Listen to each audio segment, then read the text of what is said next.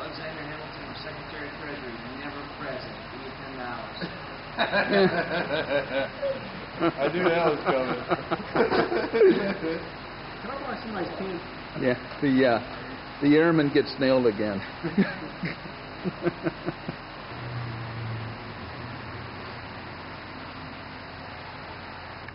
Step 22. It said lower trailer rails 12 inches. Now, can y'all remember why we lowered them 12 inches? Why? Because we wanted to clear the front mounts. No, not in step 22. To undo the V-band straps. Right, to undo the V-band straps. So step 23 and step 24 was where we disconnected the V-band straps. Y'all only disconnected them from the top of the fan case. However, the bottom of the fan case, you have to disconnect them as well. Down here on step 24. Those little bitty latches that we latched into, those items have to be transferred over to the new engine. So again, the reason why we did step 23 and 24 was so we could transfer the V-band straps over to the new engine.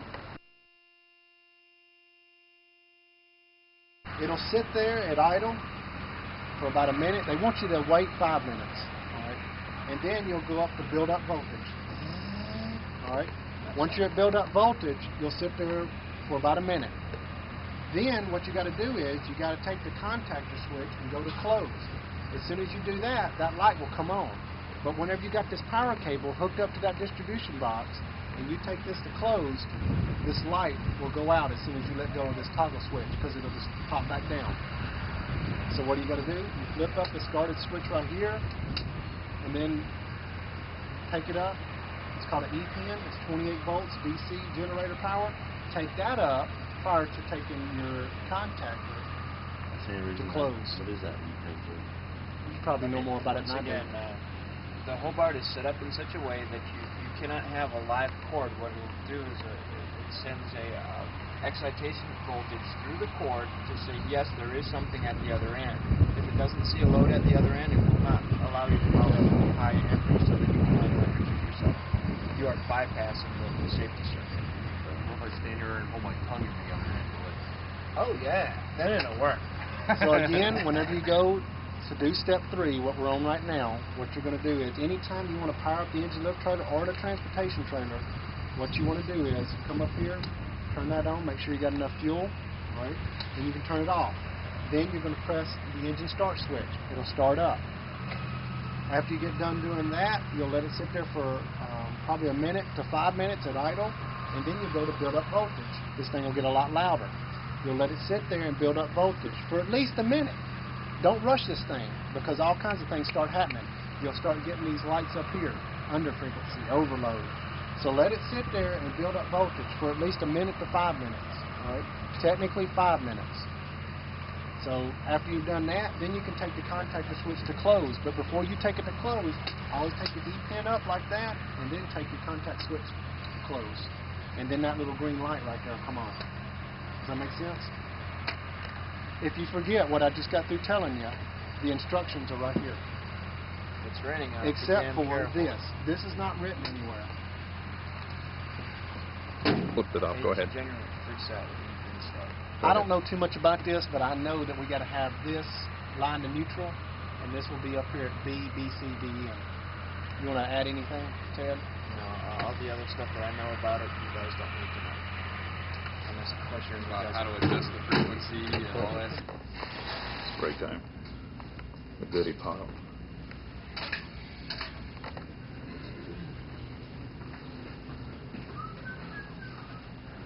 Just for the record, I was here.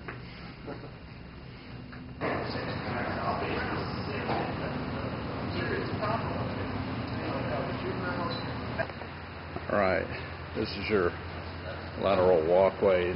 Longitudinal walkways is one up there. It's your work platform.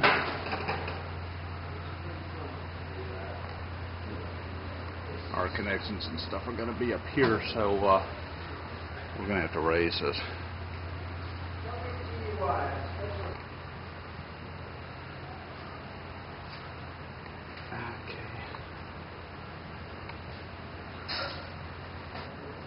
I'm going to put power on the stand here, so these breakers right here. I'm going to walk around here. That's going to power up that pendant hook, pendant control.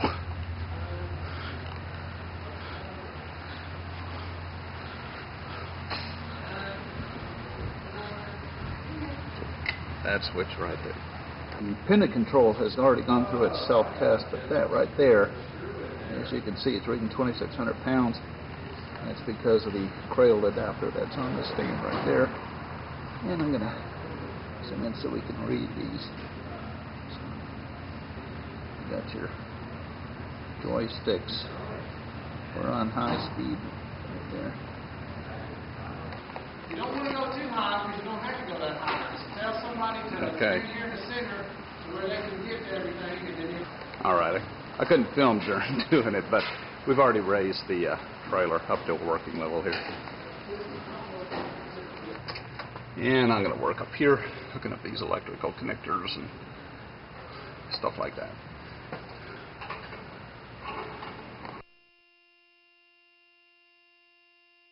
Something over the hammer, which is... Hey, okay, hey, that's not supposed to be on film. Got those electrical connectors hooked up. Got these lines hooked up right here. This is the L-big stud. I put the clamp on it right there. Okay. He's hooking up the bleed air manifold. We hooked up these two lines right here. These are the front mount bolts right here. That's the heads of them right there. This is the front mount assembly right here. And what I'm going to do is walk around the back. This is the back mount right here. Come up here. Just a second. And the rear mount bolts are right there. So you got 4 mount bolts in the back, 4 mount bolts in the front. That's them right there. Rear mount assembly. Now what I'm going to have to do over here, we'll do it. We'll save it last. The aft bearing assembly is slid back. We have, that's where they hook up at those turnbuckles right there. And I'm going to come and hook those up in just a minute. I'm going to swing around to the front and see what the other people are doing. Yeah. Mark is up here hooking up all these cannon plugs up front, and they're up in the upper left. And he's hooking up that drain line. That's where all the cannon plugs hook up. There's 12 of them that hook up there. The Ford wrench you should use always. Yeah. He's using an improper tool, but, you know, this is school. You have to improvise, right? Core actuator. Okay. The hydraulic fitting for the core actuator is back here near the rear mount bolt. So that's a hook up. Just a shot of the tailpipe there. This is a fake engine, by the way. This engine weighs 8,000 pounds. The real ones weigh 11,000. There's Ted up here. He's pretty much finished with his hookups. I had Jason do it because I didn't want to break anything. That was pretty nice that somebody tweaked your V-band for you there, Jason. yeah. Okay. He's hooked up these lines right here. That's a hookup right there. This bleed duct right here. And then he kind of helped me out by getting this line over here, which is one of those front lines. There's the front mount bolts again. Okay. All right. And, of course, this is the engine adapter right here. And, of course, you put in some adapters for the front. They go right here. And as you can see, people are working up there. They've got the everything open up. It's another shot from the outside of the building with the platform in the raised position. Okay, Brad's here. He's hooking up all this stuff with this junction box. You got, that's a fuel line right there. Fuel line, hydraulic line. Okay. These 2 hydraulic lines, drain lines. The drain line underneath, and you got the 1 cannon plug, or 2 cannon plugs right here. Right here. Plus you got the starting air duct. Starting duct. Goes all the way down here because it goes down to the starter, and this goes to the aircraft. That's the next thing he's going to be hooking up. And this is a cradle adapter right here. That's the thing that mounts on the side of the engine. This one that goes on either side, and they are marked left hand and right hand, even though they look identical.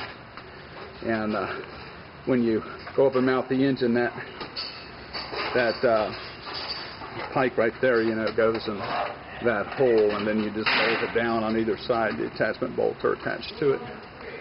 Okay. There's the other cradle adapter right there. Okay. And here's where Mark was working up here. You can see there's 12 cannon plugs he needs to hook up. That cannon plug right there belongs to the aircraft, okay? That doesn't come off. Okay, but the others do. And then up here on this side, this engine does have that's the anti-ice detector probe.